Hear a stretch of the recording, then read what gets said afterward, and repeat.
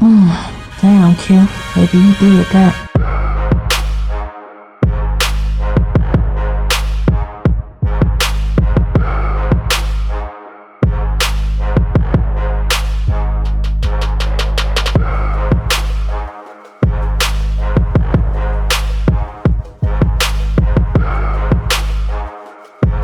Yo, you know what it is, man? It is the BBW Happy Hour, man. It's your boy Q Lewis holding it down live from the 48205, man. It's a very special edition today, though, right? Because it's Women's History Month. In case y'all didn't know, it was International Women's Day, like a couple days ago, I think? Over the weekend. Yeah, over the weekend. So salute to all the ladies out there internationally doing their thing, man. But, of course, we got a return guest today. She's no longer a virgin to the mic down here. We got Miss Marshalle Favors in the building. We got Lazar too. Oh, what up, though? He claimed he not gonna say nothing. I'm just here support. We're a team. We're in this together. Anybody that knows him knows that that's pretty much not gonna be true. But today we're gonna be talking about women stuff, right? Yeah. You know what I'm talking about? So let's kind of dive into that. Now also too today, because we are celebrating Women's History Month, we are looking at this red hazel, which is a newly designed bottle as well. So this is different from the first bottle that we had. So shout out to TK, right? TK Burton, yep. TK Burton, the owner of Red Hazel. So we gonna get into that. It is 35%, I think, right? So 70 proof. Spice, and it's a spice whiskey too. Spice Small whiskey, batch. okay. Small batch reserve. For sure. So we're going to get to that, man. A little spicy whiskey for the spicy ladies. Are you going to have a drink with us today or no? I mean, because it is Women's History. You never know. My surprise. We got glasses for you. You know what I'm saying? All right, so let's get right into it. I know we touched on this last time that both of you guys were here, just talking about the film industry and everything. I kind of want to know, like, what made you want to do this? What made you want to get into like the film industry? Like what sparked you? Oh, really? Honestly, that goes all the way. I mean, back. It goes all the way back to my childhood.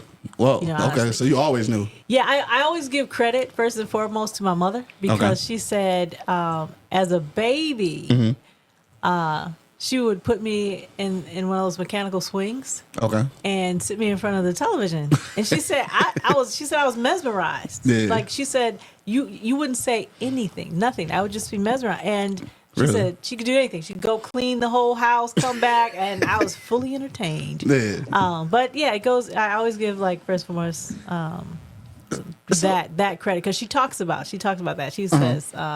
She says, "Yeah, it's all due to me. That's how it all started." But as a kid, I wanted to act. As a kid, I would watch television. You know, everybody wanted to act. Like what? Yeah. You know, But you must have really wanted to act. I did. Yeah. I did, and you know, even like so as a kid. I would even pretend like I was a part of whatever was on television, whatever was. So if it was, you know, Charlie's, I was the fourth angel. I was, you know, Charlie's Angels. Yeah, and then I love suspense movies. At a young age? Oh yes, I love. Oh yes, you know, but you know, even on television, like they had, like they had movies where. It was like, you know, Columbo type-ish kind of stuff, right? I love Columbo. My mama put me up to that. Columbo. Yeah, and even so, you know, there was like spy mystery movies, stuff like that. So I would like run around the house and act like I was like, you know, hiding from something that, you know, I was acting along with the television, you know. Right. And they were like, that child is special. Because I didn't tell them that's what I was doing. It was just like that. She was special. So nobody knew what was going on. You just out here acting. Yes. But something winning really... Oscars. My own Oscars, right? I accept this on behalf of... Exactly. I know you did that before. I know you accepted awards in the mirror. You had to. With if your you hair wanted to be brush and all of that and everything. No, for sure. But something remarkable really happened, and so I credit a gentleman, her name was Miss T. It was Teresa Turns, but we called her Miss T. Okay. And I used to like write plays, and all the kids in my class, I'd give them a Now, part. what age are we talking about? I was like 5th, 6th grade. And you was like writing plays. Yeah, and I was like writing. What's it, like 10 or 11 or something? Yeah. Sweet I was Jesus. probably and to her credit. So I would give everybody in my class. I give them a part. Like, you play this, you play this, you play Yeah. this. And she would have opened the gym available to us. And we would practice in there. Put and on the then production. We put on production. We even did the set design and everything, right? What? And I walk around the school getting park benches, and I'd go get leaves from outside, and we'd make fake trees, and she would invite the entire school to come see it. Yeah. That's really dope though. For I'm real. not kidding. Shout out to Miss T. Yeah, shout out to Miss T, man. She sounds like one of your inspirations. She was. Was she into film or play production, or she just was helping out your creativity? Well, yeah, she supported a lot of the kids, Gotcha. really. And Okay. and if I told you this story, it was to this day, Mm-hmm. she sends my little brother, Mm-hmm. a birthday card What? every single year to Shout out to this, Miss T, man. to this day, Yeah. because he was born on April Fool's, so it was an easy date to remember. Right. But Exactly. I'm talking throughout high school, throughout college, and he's grown, married with kids now. Yeah. But he still gets that card to this day. That's from, dope, though. From Miss T. It's dope that you still keep that connection though. So do she know that she was this much of an impact? Have you ever had this actual conversation with her? I got a chance to tell her. I Okay. finally got a chance. I mean, recently, okay. in my adult life. Yeah. And I was at an event, and I saw their head, and tears came to my eyes, because Yeah. I was like, you don't know this. Exactly. But that really meant a lot to me, Yeah. because I didn't have a lot. I didn't have a lot. I really didn't have a lot of outlets, because you wanted to act, but it was Where we you didn't do that at? have a theater Right. club. We didn't have there weren't there was these expensive schools that try to take your money. Try thousand, but it wasn't. When I saw that the Detroit School for Performing Arts that we have today, that didn't exist. Right. When I was a kid, and so that was one of my early outlets. So That's dope. I contributed to my interest, Yeah. going all the way back to my childhood. For sure. So sitting in that swing, watching TV, being mesmerized for hours.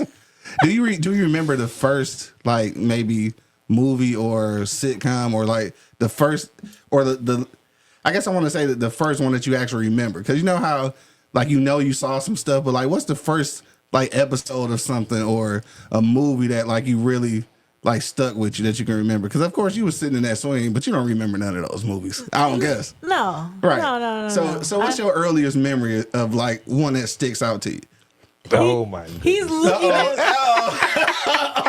Man, he must know. Here come Riley. Here come Riley. Because He know. Okay. they do, but everybody knows. They know. We veto but everything. I never really tell it outside the house, but Exclusive. We get ready to know now.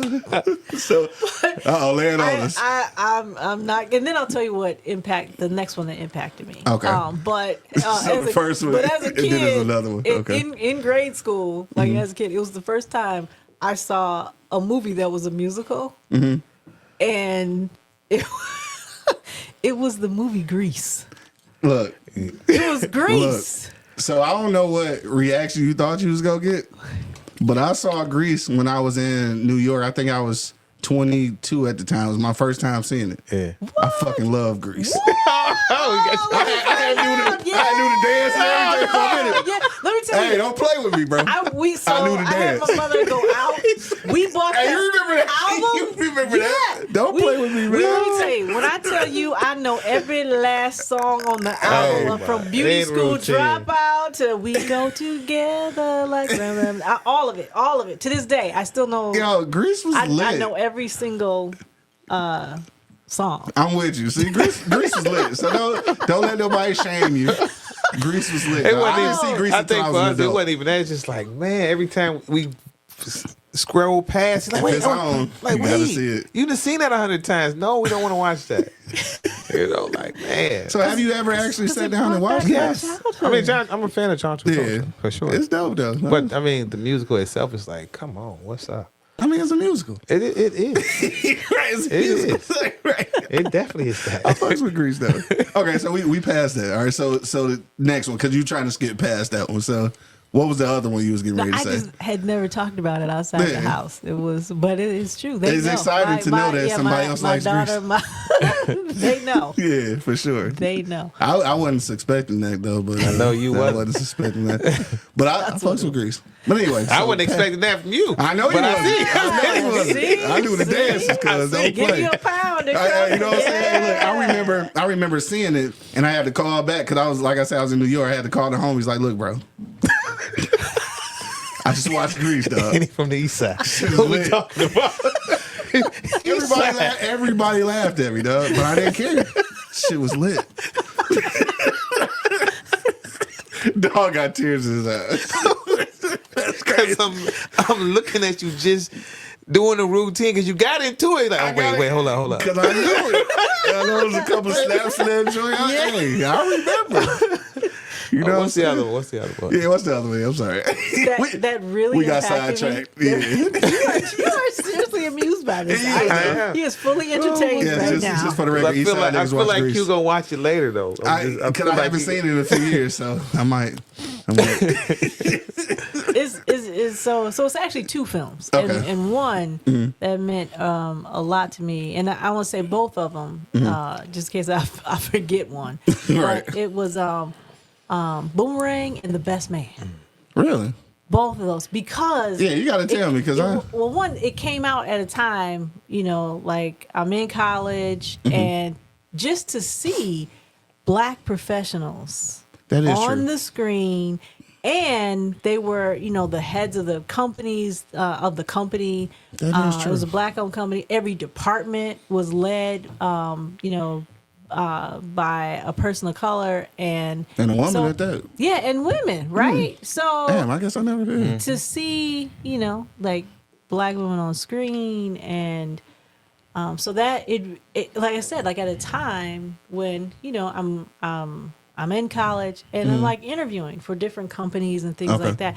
I promise you, it wasn't one company that because it was this job fair and you went around. That was a black owned company, and it wasn't really many black faces that Gotcha. you saw like as you were going out and encountering people, things like that too.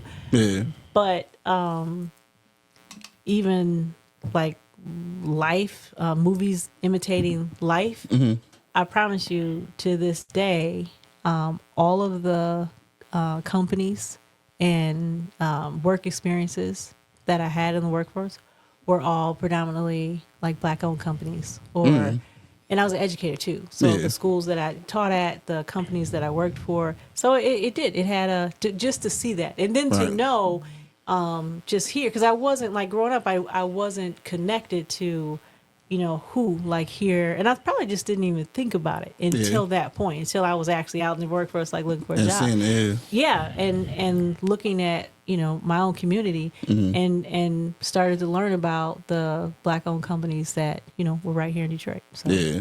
Yeah. Nah, What's the name of one of the companies, the hair company thing? that I worked for Yeah. at the time, Yeah. it was Dudley Products. Dudley, it sounds familiar. Dudley. Yeah, they famous. I know. I Yeah. feel like. Yeah. What did they produce? It was well, they had a lot of hair care products, Right. So Like all of perms and stuff? Yeah, all of that. So, Right. No, can I say like I know Yeah, the yeah, name, yeah. but I can't. I'm trying to put my finger on it. Been around what? Right. 50 years now? Yeah, About 50, At least. 60 years. I Yeah, was been gonna around say 50 at least, years. yeah. I'm feeling like it's like a 70s or 80s type of company, basically. I might even put the commercial on the Detroit Black page.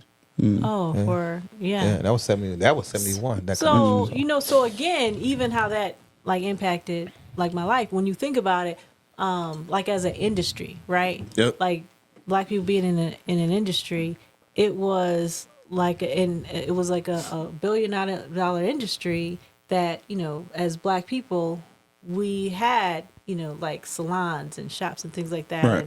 and how much money was circulated. Then I started learning about again how many was circulated within the black community Yeah. because of like that industry, and You spend a lot of money on hair, huh? yeah, we do. Oh, Hair, yes. makeup. Oh, yes. We Yeah. do, we do. Beauty But just, products in just the general. fact that folks were able to be entrepreneurs, Yeah, like for as sure. stylists, as barbers, things like that, and sustain their they just made a big, huge impact in the industry. So I was like drawn to that, and that wasn't the only one so that did draw me to work for like Dudley Products, things like that. But I got you. but it just made me look at what we do have like as a community, right? Yeah. Because I don't know about you, but like time and time again, people would say, you know, this ethnic group is, you know, you could name it, right? Mm-hmm. If you were this ethnic group, you could name an industry, something like that. And Got you, yeah. But when it came to us, it was We didn't have like, we have nothing. it didn't flow off the tongue like it did like everybody else. Yeah. But then, you know, but when you really look at it and you know history and you know, when you know that you know, Yeah. you realize, you know, We've what you been had there, as a done kid. that. Yeah, we've been there, done that. And doing that. And still doing that, Right. right? And gonna be And doing it in the that. future. Yeah, and then again with the spirits industry, when I look at, you know, all the pioneers that I've been meeting, right? You know, this is Women's History Month, so For sure. you know, you got We'll get ready shout to out T break into Capri, that. you know, shout out to Black Mama Vodka with Red Hazel. Vanessa We should go have a little shot Braxton, Red Hazel. You know, it's important. No, for sure. Now I know that Boomerang. Now again, I don't know how much you want. That's good. Yeah. That's good. That's good. Now I ain't gonna lie, I never had that perspective of Boomerang. Now that you said it, I look at it in a completely different light, though. Now, do you think that you look at films and stuff from like a different perspective because of your love and fascination with films? Like, you think that's where that came That's from? a great question. Oh, for sure. I mean, so much so. I am so happy that I married somebody who loves film as much as I do. Because he wouldn't be able to take it, huh? Oh my goodness! Listen. Because I'll tell you that because we will watch something and literally like take the remote and like pause it, And like break right in the middle of a scene. And break it 'Cause down. yes. Anybody else be like, can I just watch the movie? I Right. just want to watch the And movie. we so bad that our daughter come in the room and be like, and break No, it down with us. Like, oh, okay. I guess it's that You walk time. Is that out. what we doing? Right. No, I bet it really is like that though, because I think that happens with athletes too when they watch sports. Like if they've played, then they start breaking it down instead of just watching it. So I can definitely see that. So you got lucky. Yeah, and I did. I really did. And I usually don't like admit to this either, but he knows this is true also. This is how bad it is, right? I could actually watch a movie like without the sound. Yeah, that's a lot. Yeah, but That's a really, lot. really break it all the way down. Break it though. down. Yeah, that's a And, lot. and I'm gonna tell you what's gonna happen next, like Yeah. without sound, The way it's sound, shot. just way it's shot, the body language, and all of that. Like Yeah. the tales in it. You know what I mean? So So, yeah, you good at this. Yeah. you good at this. there's no doubt about that. Yeah. So. Now, you think that's something that you were just kind of blessed with, or like is this some like learned behavior? Were you taught this at all, or you think this just kind of came about? Oh yeah, I think it definitely was just for the love of the art and film, and even how I'm talking about now for the art and film. I didn't even use that language like back in the day. I honestly because I was just so fascinated with everything about it. I mean, from the not just like the story, but everything about the selection of the music, the tone of the film, the colors. set design, and just like all that. And I could watch the same film like over and over again, multiple times. And honestly, and see something new That and you didn't different see. that you Yeah. didn't see like the first Sure. time, depending on what and still enjoy it like the same way. Now, again, it sounds like this is something you was born with, though. It sounds like because maybe because you were so enthused by it, like you just kind of learned at a different pace. But for some of us, that aren't blessed like that, like how important? No, seriously, like because everybody don't have. Like some people have talent, and then some people are taught like those talents. So I feel like maybe you were born with yours. But for people who aren't, though, like how important are like workshops and like master classes and that kind of thing to kind of get you to the level that you are in like film and just breaking down stuff? Like how important is that? That's everything. Yeah. That's everything. I think all of us are students of life, no matter what field you're in. True. Like period. And so, but specifically like in this industry, when I didn't know anything like technical. Like I started out just by loving films, just loving, looking at films, watching films, loving it. Yeah. And and then it was, again, one of the reasons we started the film festival was because of my experience at film festivals. So not Gotcha. only did I get a chance to watch films, but then they had workshops. Right. And so I was able to hear from like directors, actors, producers, and get that insight that, because I didn't go to school Firsthand. for film, right? Yeah. But, learning from folks who did, or learning from, and at that time I wasn't like a filmmaker. I just loved film, right? So to sit in a room with someone who, has studied this and had made, several films, and to get that insight, I was all in. Yeah, And for sure.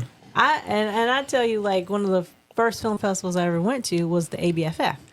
And that was when, like, now it's the American Black Film Festival. Yeah. But at that time, it was called Acapulco, like, Black Film Festival. Oh, really? Yeah, I it's didn't the know that. A stood for the Acapulco, right? I didn't know that. And I don't remember how long. I think I was there maybe like a week. And this is how bad it got, because I don't think I went to the beach not like one time. Oh, I think you really out there learning. when I went back, like sometime later, I made sure, like, I was Right. like, I'm going to do other things, right? But the first time I ever went, like, to a film festival and was able to experience it, I was like, I want to experience everything. Nah, for sure. And so, yeah, it was incredible. So learning, and I always say to people now, like, if you go to a film festival, always take, like, especially if you're in the industry, take one of the workshops or two, or Yeah. or go to the panel discussions, or Yeah. just to soak it all in. Yeah, I mean, use it for what it's for real. What was the I think- most informative workshop you think? Who gave the most informative for you? All of them were really good, but I'll say early on, like one of my first professional like workshops was led by Bill Duke. Industry just Yeah, shout out to Bill icon, Duke. yeah, You know you fucked up, giant. Right, you hear me? No, for real. And I didn't learn until later on how much on the production side he was of things. Like, Yeah, I director, never writer, directed yeah. and stuff. I didn't know that until after the fact. Yeah. Yeah. Yeah. And he was incredible. So I think he taught an acting workshop at the festival. And he was just, phenomenal. He took us through a number of workshops and exercises. And but I think and like I said, at that time, I wasn't in the industry. I was just, soaking up and learning. But A student of the industry, Yeah, yeah. a student of the industry, right? And so, but what he It's shared. actually pretty good. Okay, all right. Yeah. Well, that is good. Yeah, it's actually pretty good. That's really good. And it's like I said, it's only 70 proof, so it's not like ain't it's not hard. crazy. Yeah. Like it's not go kill you. But it's but also because of that, you may drink faster, which may also lead to disaster. Right. Right, so it's one of the ones. What the ones you got to think about? Sneak up right? Think about because it could definitely sneak you. So Definitely. Y'all ain't Yeah. gonna leave me out of this. I'm gonna take a little sip myself. a little sip. Yeah, get you a little nip. I mean, a little Centron, You know you got. alkaline water here. I was gonna say I know you got that healthy water over there. That's right. That's right. Oh, Centron. Yeah. Oh, yeah. Oh yeah. I didn't even know that. Okay. See? All right, I'm about to Centron. bring you a case then. Yeah, for sure. I mess with that. So Yeah. I But I gotta. wanted to finish my point about Bill Duke. Yeah. Because one of the things that I carried with me that I never forgot that Okay. he said was that he said, discover yourself. And this was at a time, before social media, before like YouTube. And he was actually saying what has come to fruition now, where you have opportunities and platforms to like put your art out there, showcase your talents, and he, for me, was one of the first people that said that. Yeah, shout out to Bill Duke though. So, I feel like you met a whole lot of influential and important people, and we can't even squeeze into this little interview. So Right, we'll have to do right. several of these probably to get all those together though. But I did want to ask you this though, because you mentioned about the importance of workshops and some of the jewels that you got. I guess my question is like, because I'm not in the industry, but I am curious. Like, what do you think are the attributes of a person who you would say is qualified to give those workshops? that's a cute question too. That's a good one. Yeah, that's my question. That's a good question. Because you was talking about it, and I'm Yeah. I'm curious because like all the time when especially with actors and directors and stuff, I feel like they look at it as a popularity contest, but I feel like the most popular person isn't always the best teacher. The teacher might be the one who you ain't never seen before, never seen on film, never seen them write nothing, but could be the best teacher. So like for you, what do you think are kind of like the attributes of someone you would think is worthy of putting on a workshop? Well, yeah, catch me before the red hazel kick in. You know? After that, I don't know where these questions gonna go, but right now, that's a good on point. Cause I think it's a thing. Well, for me, like when I was first learning, like for you, I sought out folks and tended to take in and soak in information from folks who had longevity, like in the industry, right? There's, certain people that undeniably, like folks deem as, like these icons in the industry. When you get a chance to sit down with someone like Ruby D, and Ozzie Davis, right? For sure. You're nothing but all ears, right? No, for sure. You just, when you get to sit down with someone like a Harry Belafonte, who's, not only an actor but an activist as well, two things that are near and dear, like to my heart. For sure. That's like undeniable. Like knowledge. Exactly. That you're like soaking in. So I'm forever like grateful for moments like that. And just I would say, because it is Women's History Month also, for many years, I've been influenced by Cheryl Lee Ralph. Yeah, for sure. Consider, her a mentor. And I don't think she always get the flowers she deserves. I think maybe from within the community, but maybe outside the community, I don't think people recognize her for like what she is. The truth. Exactly right. I don't think people recognize her like they need to. Yeah. I'm gonna say thank you for that, but I'm gonna push back and say, baby, if you thought that like in the past, you can't think of that. You can't say that now. Yeah, no, for sure. Because just when you, especially like win certain awards and then you just have the again that longevity, and that for sure. That catalog, that body of work, that undeniable like body of work that is out there. Then I'm like today we have to recognize, we have to be the ones as a community and say, stop waiting on other folks to recognize. To recognize like the efforts and the contributions that people are adding and are who they are like in this industry. Right. And so we have to be the ones that make sure that we're uplifting like like our folks and people. Yeah.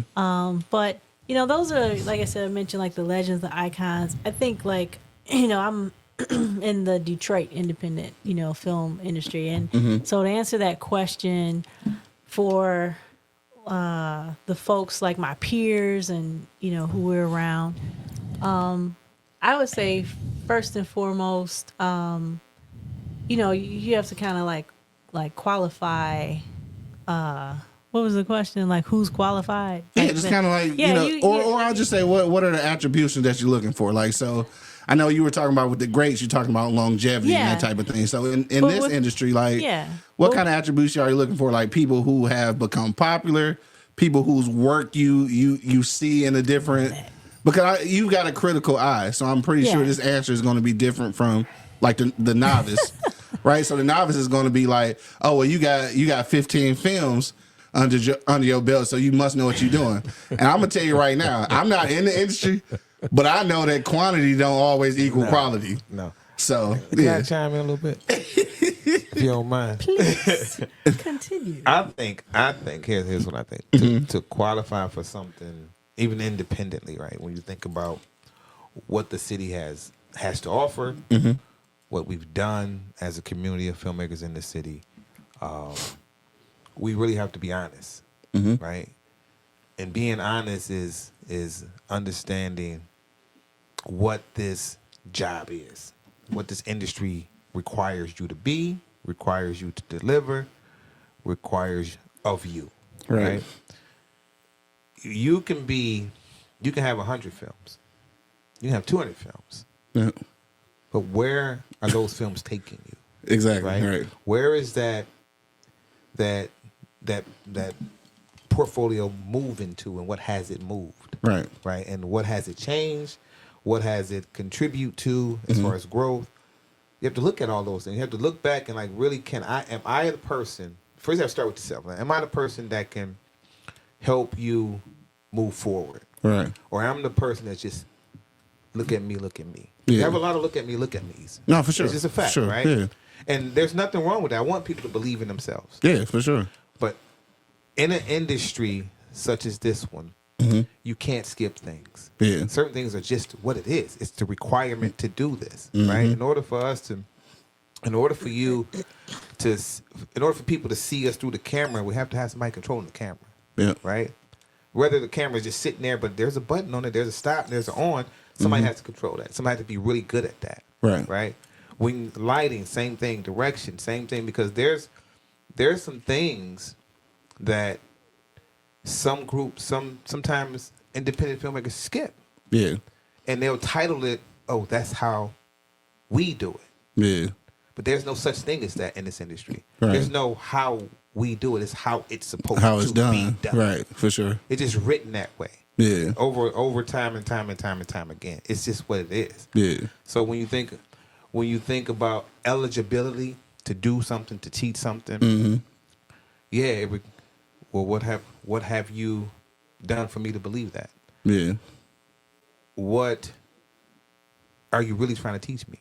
And what do you have that capability to teach me? Yeah. Right? Do you have that experience to teach me to where I can be greater next month or next year? Right. Right?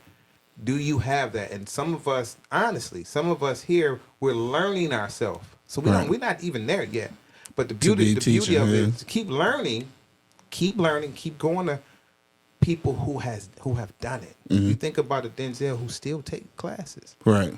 You think, whatever people are creating, right? Whatever show it is, whatever, if you're trying to be gangster, you're trying to do gangster shit, go watch Paid in Full first. Yeah. Go watch it. Go study some gangster shit. I mean, watch it. Go study some gangster shit. Right. Watch it, break it down. Watch it, break it down. Go watch Scarface. Watch it, break it down. We do know Al Pacino is not.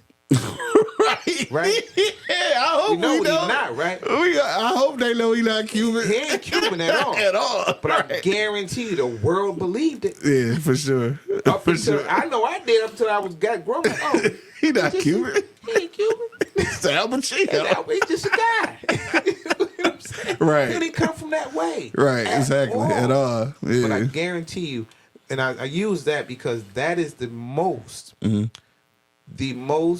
character that black people have compared themselves to in any world, in any lane of being a gangster, even rapping. It's always Scarface somewhere in that conversation. Yeah, for sure. So when you look at Scarface now, look at the fact like, oh, that's just Al Pacino. Yeah. But in the head told you, the visual told you, Tony Montana. That's Tony Montana. Tony Montana. Hell yeah. Who was Al Pacino? Right. So I don't even know who the hell Tony Montana is, but I believe him. I believe him, right? I believe him. I believe that he was in that room with them things. I believe him. I believe it, yeah, for sure. Because that set looked like what? That set looked real. It did. The fight looked real. The gunplay looked real. Yeah. The strange love for his sisters look real too. That was weird. And if it don't look like none of that, get real. Yeah. Because if it don't look like that, then that ain't what it is. Nah, for sure. If your character don't play that, then it ain't that. I feel you. If it don't feel like that, get back in the lab, and it's okay. Yeah. No, for sure. And I will say this too, Marshalle. I don't know if you agree with this, but this is my thing, right? Because, and this is off script right here, but this is my thing. We about to be good. This is really good, it's really good though. I'm a podcaster, right? So like I And a poet. I do podcasts. Like I watch podcasts. I remember we was out of town at a conference and I'm watching podcasts and my man was like, "You really be yes, nigga?" Because it's what we do. So for y'all, for people in the film industry, could I say this about podcasts? I think it's strange if you're in the industry and you've never been to any type of workshop or a conference. I think that shit is weird. Cause like I'm a podcaster and I go out of town to go to conferences. I go to them here. Yeah, you can turn us down. Yeah, cause I'll be out of town at conferences. Okay, do your thing. And it's weird. I get there and it's a million people who do podcasts in Detroit. I never see them at conferences, other places. And then it could just be me, but because of that, I don't take you seriously for real. Like if you're not even taking your craft serious enough to go learn some stuff, then like what you doing for real? Like, so is it like that in the film industry? Like, cause I know you've got some national connections, obviously.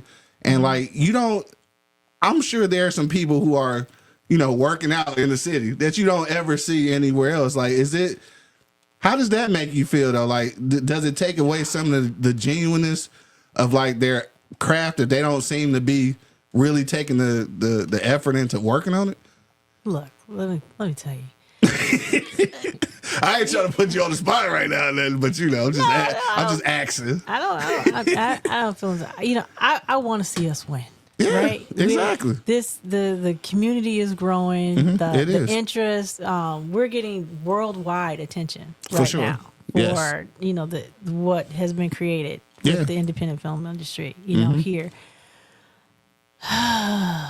But so it's like you said. Even though, so I do have, a lot of, connections. And when I see opportunities, right, it may not even just be here, right? There may be other places and here as well. But when we see those opportunities, we try to push them out as much as possible. Right. So, and create, a space and a place for people to come, learn. And I'm just going to be honest, right? Some folks here, we've had some of the best come to put on, a workshop and to share the knowledge. And I look in the room and I'm looking at the registration, and that's what I'm saying. And we're like, where are people at? Yeah. Exactly. I mean, these are and so and that's not every workshop. I'm not saying that. No, I'm not saying, I hear you. But you question it. You question, what you doing this for? Why is that? You know, why is that happening? And exactly. So you can only, bring people to the well, bring people to the water. And for, after that. For us, I've actually gotten to the point where, those who want it and those who seek it out, I'm appreciative of that group, population, crowd, whatever. Right. I don't care how many people it is, because even if we were at an event at Fellowship Chapel for young people. Yep. And there was maybe 100 young people. Okay. That were in the room, and it was a panel of filmmakers and other folks who were other industry professionals. Yep. And when I tell you, usually with young people, it's a Saturday, right? Yeah. They come in sometimes your really stereotype is they don't want to be there, slouching down, and you might have had one or two that were kind of like that. But when I tell you, they sat up front in the center, they were asking questions, they really wanted to know. Yeah. That's where my hope lies, right there. Because when I see that, and I'm and they want to be engaged, and they want opportunities. Because again, going back to what I said at the beginning, I didn't have that. I didn't have an outlet, right? Yeah. So when I see that, that's where it gives me my hope. Where I'm okay, we're gonna be okay. Because some folks, sometimes in the industry, the folks that I'm around, my peers, things like that, and like I said, I want us to win, and I want us to elevate. But we miss opportunities so much. And I know that's the case. And to let you off the hook, I'll say it. If you don't want to say it, I'll say it. The problem, I believe, with a lot of people in the industry is that they feel like they're at the level that they're supposed to be at. They know already. Sometimes They think they know already, and that's the. Because I That's didn't know the- what you were gonna say, but okay. Oh yeah, no, that's what I'm saying. They think they know already. I think that's the scariest spot to be in because like even when you winning, you can still know more. listen, Yeah. You can still know more. You're a student of life always, as long as you're living and breathing. Man, how many championships did Kobe have? He's still working out in the paint in the summer. Man, right? What? Right. Come on, bro. The whole summer. The too. whole summer, dog. So don't. I think it's like, That's like all I'm both of saying. y'all said. It's really that. It's really we have to. It's being honest. Like when you think you get to a point to where or the individual believe it's success, right? And everybody's level of success is different. Yeah. Right. Right, And maybe sure. sometimes people are comfortable within that. For sure. Comfortable and then afraid. Yeah. Right. So you're comfortable. Well, I made it. I got 9 films on Tubi. I'm generating this kind of money. I ain't never seen this kind of money ever. Yeah. Right. But they liking what I do. Is it really liking what I do? If you really do the math on what that industry is right? And think about, well, where is my film, and where has it taken me? Yeah. Is anybody calling me? Right. Is anybody calling me that I look up to, that I idolize? Did Ryan Coogler give me a call? Did this company? No, I feel you. All those things, right? It's nothing wrong with setting your success at the level you're comfortable with. There's nothing wrong with that. Yeah. If that's where you want to be, that's fine. Yeah, that's If you don't cool. want to make movies for Hollywood, that's fine. Yeah, and that's That's fine. respectable That's because like respect. everybody didn't set out to do that. Yeah, that's fine, right? Yeah, everybody didn't set out to do that. But there is nothing real about looking successful and not being successful. Damn, that's real. Then That's some real about shit it. right there. That's some real shit right You there. get Yeah, what I'm let's drop the mic on that one. Shit. All right, then moving along. I mean, that's serious though. And I think that's with any industry though. Like I think if it's all about your perception, and that's fine. If that's like if you at the level where you're comfortable, obviously you can be in a situation where you making money, doing what you love. That's cool, and ain't nothing wrong with that. But that should never stop you from trying to learn something else. Come on. 'Cause, I mean, fear is something else though. Fear is something else. You fear if you're scared not to know. We know a filmmaker who was fire. You said Who was? is- who I was gonna is say was. There fire. they did. Never went to school. Okay. Never wanted to learn from anybody. Okay. But he's spending 16 to 18 hours at YouTube University. Oh, the guy. Right? Yeah. It's a real story. Yeah. When I say he's one of the best in the game, he may not know the name of a specific item or that you had to bring in and all this kind of stuff. But I guarantee you put a camera in his hand. Yeah, he can get it done. He gonna get it done. Yeah. It's gonna look like it. And I say that I'm saying that because that individual learns every day. Right. He may not understand completely, but it doesn't take. He is the kind of person who is not going around saying I'm successful. Right. He's saying I'm going to be the best at this. Yeah, for sure. Why? Because I'm gonna study this forever, ongoing. I may not know the language. Yeah, no, I for sure. guarantee you the product gonna be right. For sure. And everybody's Shout not out to D'Antonio. everybody's not meant to be a teacher, so that's another thing. Like some people are qualified or they have those attributes that seems like they would be great teachers and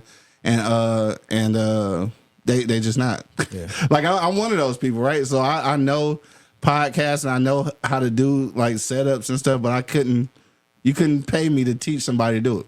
I just can't. And I'm okay with that because there are other people out here who can do it and it's just not me. So I understand. So I know my role in things, right?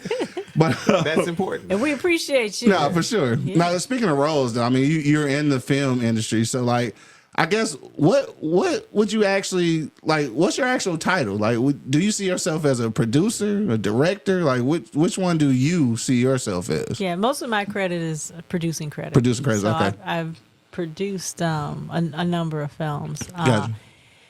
And so as a moving in the future. So I want to direct more films, right? Okay.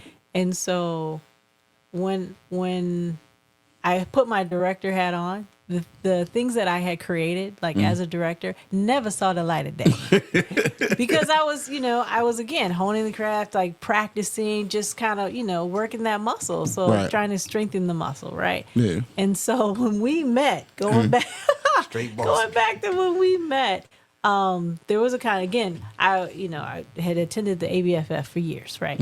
And so the film festivals always have contests, things like that. And there was a contest that the ABFF had, and they were like, but it was like, I think the project was due timeline wise, it was due like in, I think 2 weeks. I think it was due in 2 weeks. And I was like, and we hadn't known each other like long at that point. And I was like, so I had, right, exactly. So I told him about this contest, and I was like, yeah, I'm interested in it, but it's in 2 weeks, right? I don't know if I can get it together like that quick. And he was like, I help you with it. So sometimes that's all you need is somebody, just a little bit of help and support. And so I was like, well, now I got to do it, right?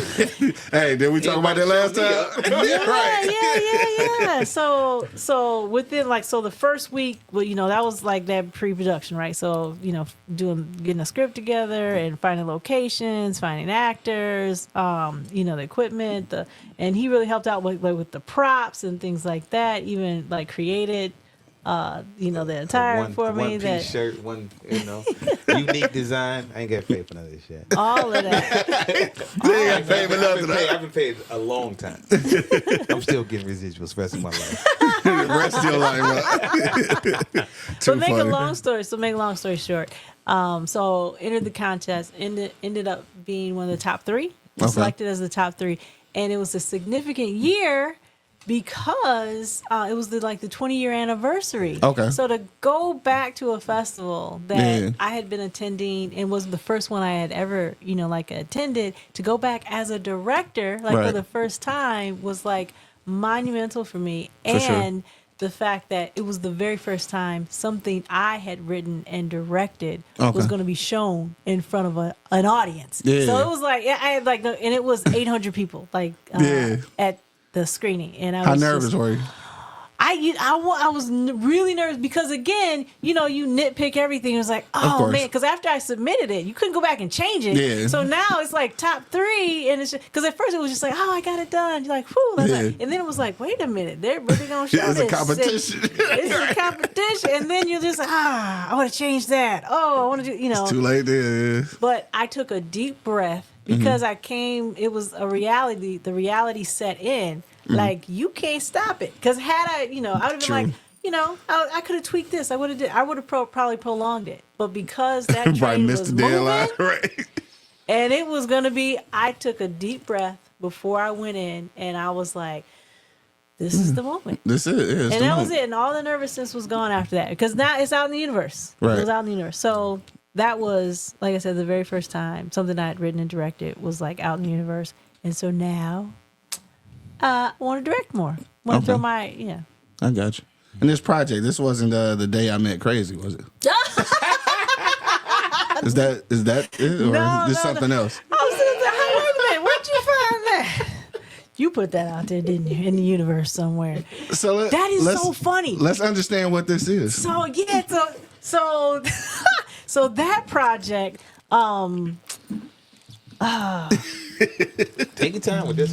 No, it's a short story. It's a short story. But during the summer, Robin Givens did a residency here in Detroit. Really? Yeah. I had no idea. She did a residency, and so she had some classes at the Car Center. Okay. Right? So, so again, I'm doing my 9 to 5, and then when I get off my 9 to 5, I do my 5 to 9. I'm again, as a kid, I always wanted to act, and I'm you're doing an acting class. But see what I'm saying? You went to take advantage of it. That's I'm doing this. I'm I'm in here, right? And so a lot of it was improv.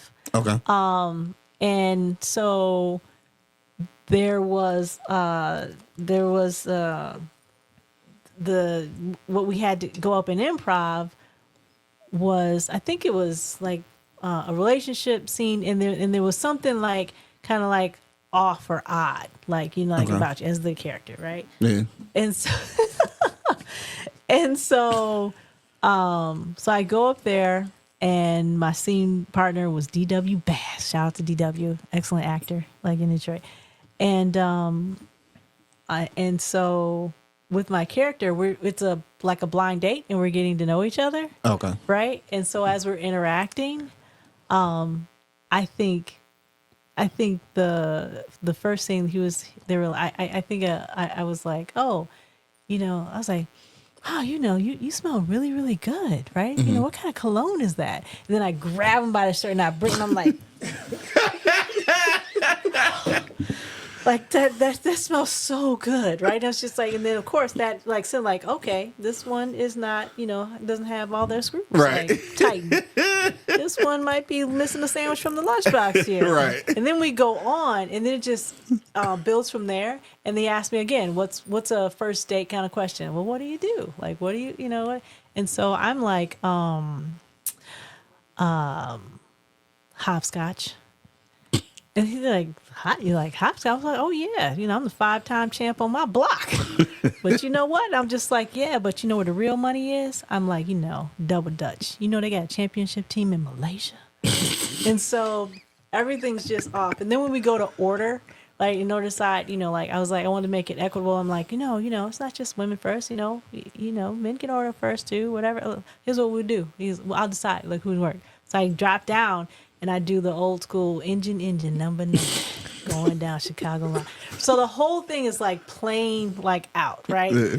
And this was like a total improv. I'm not even believe I'm gonna admit this, but this is what I did, right? It was in the moment. Exclusive. So in the moment, I had one of those detachable ponytails on, and it truly was hot in the building. Like the AC was like non-existent. We're all sweating, like pouring down and things like that. And I was like, I am hot. I'm like, are you hot? You know, I think he thought I was gonna take off something else, right? But I was like, are you hot? He was like, no. He was like, I think I'm okay. I was like, well, I am hot.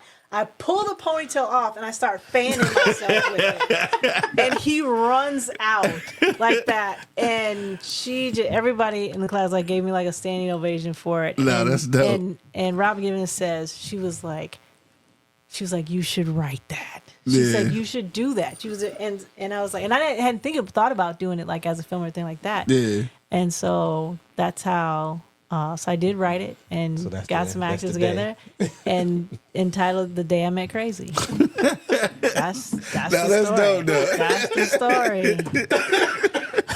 I knew she'd get a kick out of that. Too. Yeah. Nobody heard that. Right. Nobody. No, heard and that. I never would have known to ask Yeah. it. So for sure. Yeah, that's a great so story, shout though. out to like Kamal Smith and who else was in that with me? It was a comedian. I can't think of his name off the top of my head, like at the time.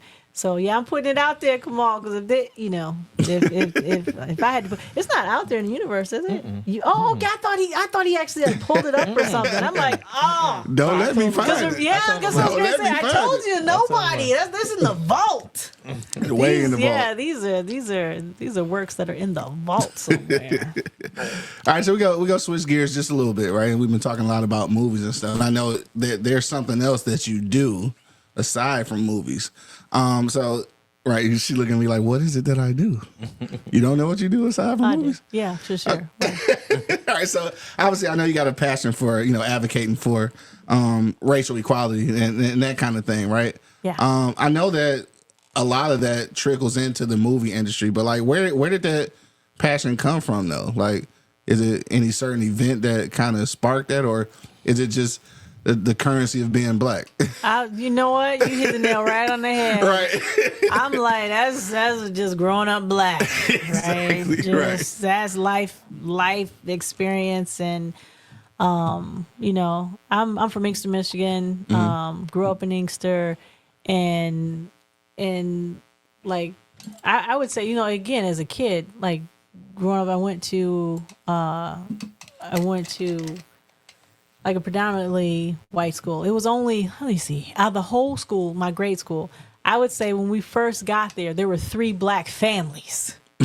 I count all the Wow. families. Families, right? And we all, and we all lived in close proximity to one another. And it was truly the village because we all, ride shares and after schools, like, waiting at each other's houses, things like that. Right. So as a, as a kid, I go back and I remember some of those early classroom like experiences where, you realize you live different, your experience is different from, like other people, other kids and things like that. And I'm not gonna lie. It was at times, you don't recognize it as racism, as a kid. Cause it's just, you have an experience, you have, something, but as an adult and you think back, You like, damn. yeah, That was pretty racist. Right. When you think back of, different things that has happened to you, and now you have the language for it, you have, you've reflected on it, and it has meaning like that, like going forward. And so I think I've always been like this little activist. I think that activist voice has always been inside of me, and wanting to make sure that, people at the end of the day, for me, it's about, humanity. We, bottom line, honestly, we need to treat one another better. Yeah, I mean, as simple as that. That's what it really comes down to. Right. That we need to do better. We need to be better humans all the way around. Today, especially in this climate and age. But but again, rolling that into film. Right, exactly. Shout out to Ava DuVernay. Right? Yeah, for sure. True. Because even when she talks about her journey in filmmaking, things like that, she didn't set out to be the activist filmmaker. Yeah. But she says she proudly claims that role, especially because of the types of stories. Right. And honestly, she almost gave people more permission to be today, now people are proud to say that, I put activism in my films and movies and things like that, outright. Right. Sometimes those types of movies got put on the back shelves, or they were considered, kind of that specialty movie, right? Or you had to hide it in there. Yeah, you had to hide it. It was, but to make sure that we have films where we can actually talk about race and talk about racism, and and today, that's for sure. Yeah, I credit her for a lot of that. Yeah, she wasn't the only one, but I'm saying today, that's who comes up to mind for me. I mean, well, speaking of her, since you gave up one,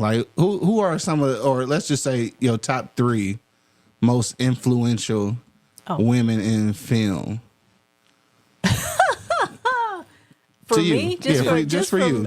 For me, yeah, just for you. 3 influential. Yeah, not for everybody else, just for you. Your personal top 3. My personal top. Yeah. Well,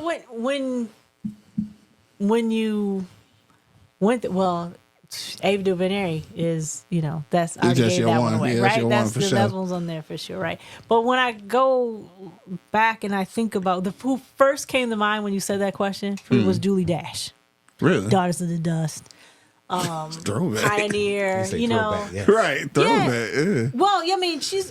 I want to say only in terms of, because she is, of course, still relevant today. I want to say, but when I'm only saying that throwback for me, because if you start looking up the history of film, right? Yeah.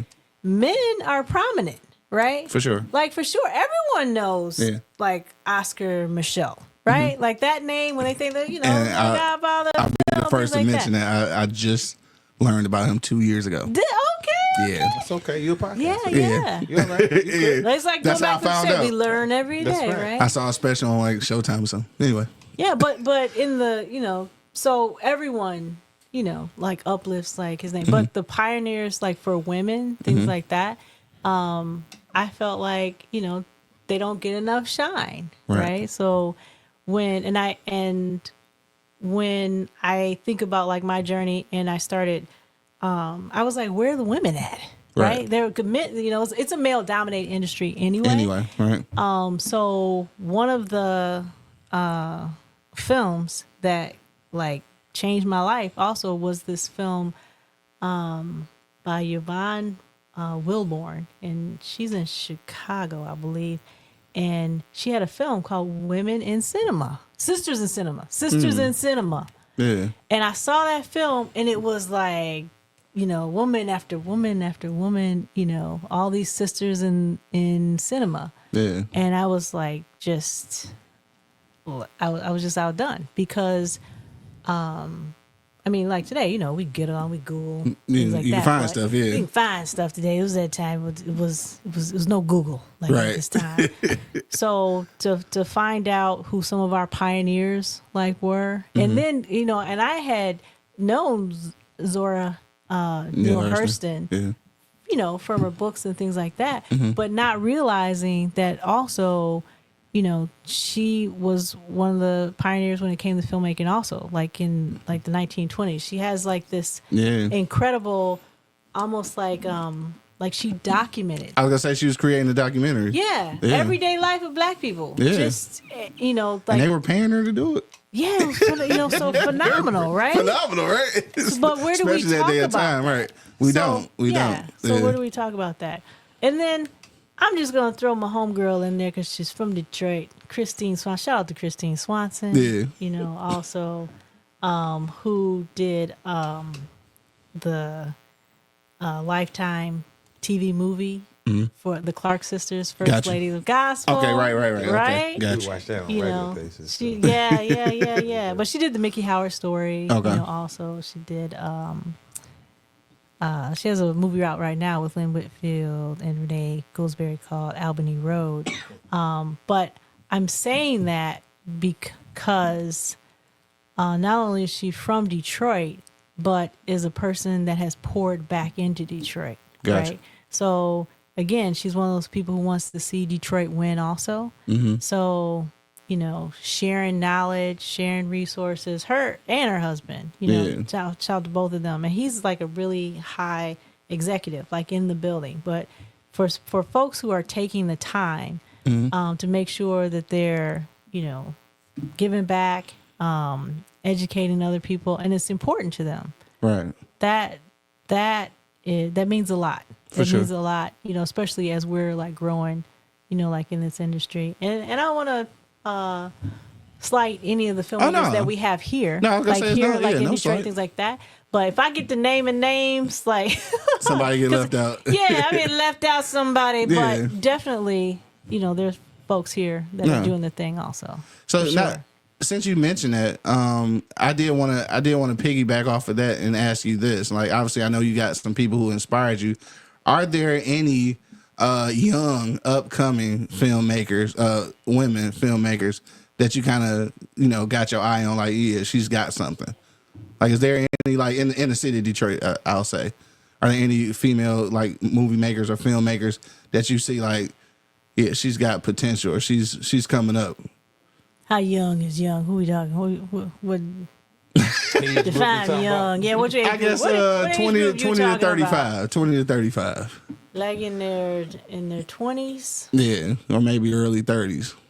Or is it anybody? Like, because I'm not even sure for real. Because I know it's sure. male dominated. So yeah, for sure. I would say there's like a few out there. anybody in particular you thinking of, or no?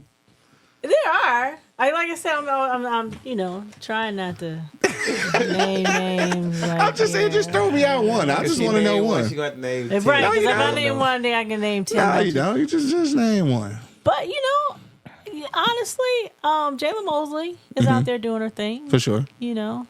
Oh, you know Jayla. Yeah, I know a few people. Right, You've been in about 3-4 movies, Yeah, man. right. Yeah, you know. See, You've been on the scene. I'm not an actor. I'm a Tubi actor. I went there. Just so I'm gonna take a that drink we're on that. clear, I am a Tubi actor. I am not an actor. I think there's some rising stars. Ooh, you're gonna really get us in trouble now. This was a whole debate. It's a whole debate. Over the social media a recently. Whole debate. Yes, I know. On R2B actors, real actors, but it was an interesting discussion. It was an interesting discussion. I respected, and it allows you to look at yourself again. Like think about the whole conversation. Because the truth is here. Here's the truth. Here's what I think the truth is. Here we go. I'm gonna be over here drinking this water. When you hear people like Viola Davis, of course, Michael B. Jordan, and a slew of other folks who are in this acting game.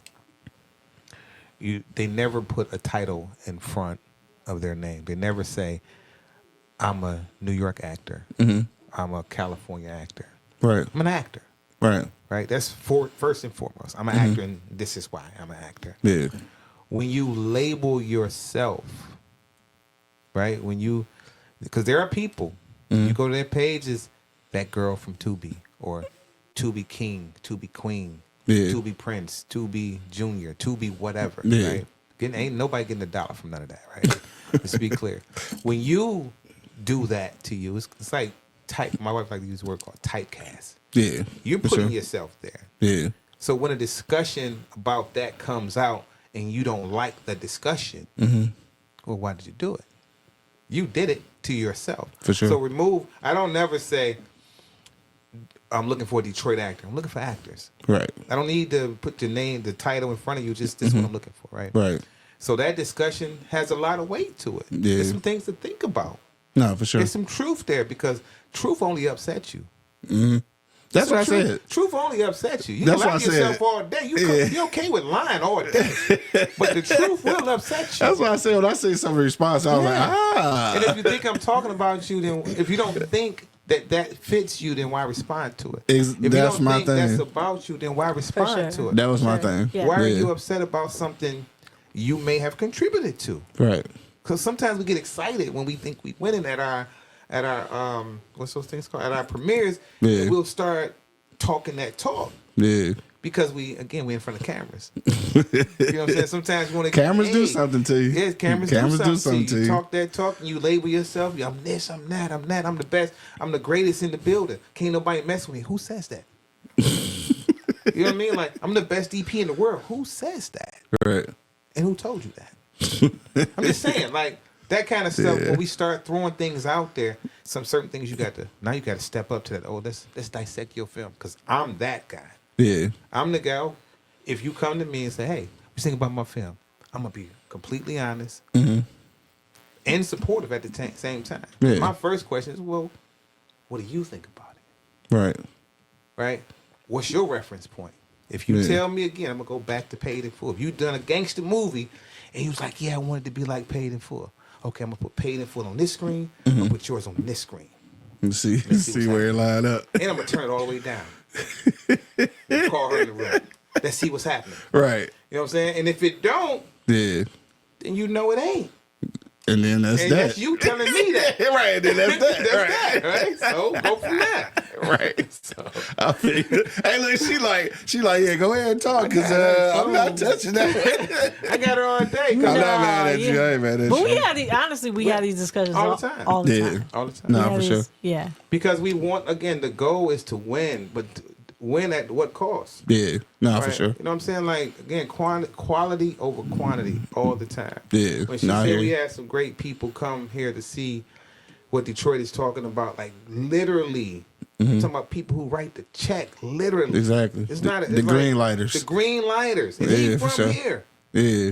Oh, dog was here? Yeah, he from Hey, look, here. I gotta be talking about dog with the Yeah. just had the movie with old girl. Yeah. Yeah, You yeah. understand, right? He was here? Yeah. Yeah, It's see, I don't know. like it's not a game. Like he told. Movie was dope, by the way. I remember he said. The funny thing he said, which was so dope, he had his D-boy hat on, had crossed his legs. Remember, he crossed his legs. He sat back, and he's like, "We give out $2 million a day. Right. That ain't nothing Yeah. because we make that back on a Spider-Man." Yeah. You understand what I'm saying? He say, so if you got something and you got something you believe is tight and we see it, we gonna holler at you. You Yeah. gotta look for us. Yeah. You know what I'm saying? But if it ain't, then It ain't. It ain't. Right. And that's okay. Bottom line. Yeah. But I'll give you some free game. He was here to give you the game, like real game. Yeah. Because he's been in this industry a long time. He's been around people with that kind of thing. Right. You know what I'm saying? So, and he's also EP on the, I don't know if I sent it to you, that has a documentary coming out. Was it First on the Call List? First on the call. Oh man, I am so waiting for that to come out. There. Yeah. Kevin Hart was talking about it on Breakfast Club. Yeah, I want to see that. Yeah. That's at the end of the month, right? Yeah. I think it is. Yeah. So he executive producer on it. Yeah. That's dope. That's what's up, though. Hey, so it's one more thing, because it's one more thing we'll close out, but it's one more thing I want to circle all the way back to. And that was when you were talking about all the women who inspired you, right? Have you had the moment yet to like really realize like you're that for somebody? Like have you really taken a moment to like accept that, or do you realize that? Because it's sometimes you're so busy like counting the blessings that other people have, you know, bestowed upon you, but then you forget you've been that blessing to somebody else. So like when you think about that though, like, you know, how did that make you feel? You know, I'm gonna say what I said like earlier. For me, because I didn't have like an outlet, Right. because I didn't have like folks around me that they supported me in the best way that they could. Right. They couldn't give me like advice on, you know, take this path or do this. Yeah. So whatever I learned, whatever knowledge that I can impart on anyone, and be able to share that as well. I do it. That's like one of my biggest joys. Yeah. And, you know, humbly, if someone has been able to learn and grow from any experience of being able to draw them to or help them in any way Right. grow in this industry, I'm grateful and thankful for that. For sure. So That's what's up. So humble. Right. So humble. I mean She ain't that, gonna say it, so though. I'ma say it for I her. truly mean Right. that. Right. That's how she did me last week. I already know. She is that though. She is a gift. Yeah. Right. I think when I see her just being her in these spaces and in rooms, it's like I'm like, man, that's crazy. Yeah. And I see the impact. Like we were at an event maybe 2 Saturdays ago, for the city of Detroit. It was again a film event. So I'm screaming. I'm gonna be as soon as she hit the stage. I'm the one, like, you know what I mean? I'm the number one fan. Back up, right? Yeah. But the whole audience of people behind me. Now this hadn't happened for anybody that went up before her. Yeah. And what I'm saying is, when you don't know the impact of the people you have inspired, you don't know they in the room until you stand up. Right. So when she stood up, made her way to the stage, as soon as they called her name, the whole back of the room, Marshalle. Yeah. We don't know they Right. there. She don't know, right? Yeah. So I think, like she said, I think the same way. We love what it is. Right. It ain't. We don't need nothing from you but to succeed. Yeah. We just want you to show up for you. For I sure. think for her, that's really what it is. She just finish what you say you gonna do. Yeah. I'm gonna open every door on the way. Yeah. Every door, and she has done that. Everything, anybody that calls her that she can say, that she can sign off on, Yeah. it's almost an immediate. Right. That person on the other end is responding immediately. Yeah. So it's one of those two things. Like, I can bring this person in if I'm vouching for this one, I'm vouching for this one. Right. I'm gonna make sure y'all make magic. Yeah. And she can step away. You understand what I'm saying? Like, in confidence, knowing something's gonna happen. Yeah. Now, I'm coming in like, yeah, don't do that for everybody though. Right. Exactly. Right. So I'm like, me and Riley, we like the watchers. You know what I'm saying? Not the watchers. We getting the chain and cinder block. Right. We're like, what you say? Okay, Yeah. we good? Okay. But you know, because you can't, because she's such a good person, sometimes you don't see. Yeah. So you feel it, but you don't recognize it You don't because it ain't in recognize it. you. Right. You see what I'm saying? 'Cause you're doing what you're supposed to do, You're doing so. what you're supposed to do. Yeah, for so sure. I'm really there just to protect all those Yeah. things from being around because we got shit to do. No, Yeah. for sure. And I'm gonna be real. Also, All right, be real then. because we're also in an industry where sometimes folks aren't genuine, and and they don't do what they say they're gonna do. Right. And so he's taught me to be more protective now and discerning. I had a level of discernment like before, but it's heightened now that, that we're together because, again, when you're like connecting people, you want to make sure that that they're gonna live up to like their like kind of end of the bargain too. And so I don't have a problem like making connections and opening doors and things like that. I don't have a problem with that. But at the same time, it's like you said, we're very busy like at this point in time, and I just want to be sure that I'm connecting good people with good people. Yeah, you got to protect that energy. Got to. That's a real thing. Yeah. So look, we gonna wrap it up with that, right? Just this whole concept of what just happened here, right? So I don't even know if you know what that concept was. I'm about to tell you what it was though. It's this right here, this whole thing right here, though, right? Yeah. I mean, like, how important is it to have That's right. a partner in marriage that's that supportive though? Like, how important is this? Because like, I asked you the question and you had your answer, but he was right there. Like ready to, like for real, that's sometimes we take that for granted though, right? Because like you want your partner to be supportive, but like I think it's a difference when they actually are, like in a way that really benefits you. So like how for you being a woman and being a black woman in this industry, how important is that support, from your mate? Man, 1,000%, right? It's like that one commercial that says, supportive husband, you partner for life, a person that has your back 1,000%, and they end with priceless, right? Right. That's what it is. That is priceless because this right here is my partner for life right here. And he knows. Yeah. He knows. I've got his back just as much as he's got mine as well. That's what's up, man. Hey, look, we just gonna end it right there before we start crying off this red haze that got us in here crying. Got us in the haze. Right. I'm emotionally warm. Exactly. So, Marshalle, I do just want to thank you again for stopping by. Of course, it's Women's History Month, so that's the added flavor to this episode. And, of course, Lazar the Czar, thank you for making this happen. Man, of course. Thank you for having us. Nah, for sure. So, you know what we didn't do last time? Tell the people how they can connect with you, like on social media. Yeah, for sure. Personally, it's M, the letter M, then Marshalle. But all of our social media pages at Detroit Black Film Festival, Detroit Trinity National Film Festival, Taste of Black Spirits, right. The Collective Behavior Tour. The Collective Behavior Tour is going down this year. So, connect with us. What about the studios? And the Collective Studios, right, for sure, out in Southfield, for sure. So we just rocking and rolling. That's what's up. Well, thanks for coming through. And again, obviously, Lazar the Czar, we'll see you coming up soon. Of course. Shout out to the rest of my gang, man. Angry Principal and Bo always holding it down. And this is BBW, man. Everybody loves BBW. That's Beards, Bourbon, Whiskey, the podcast. We are out.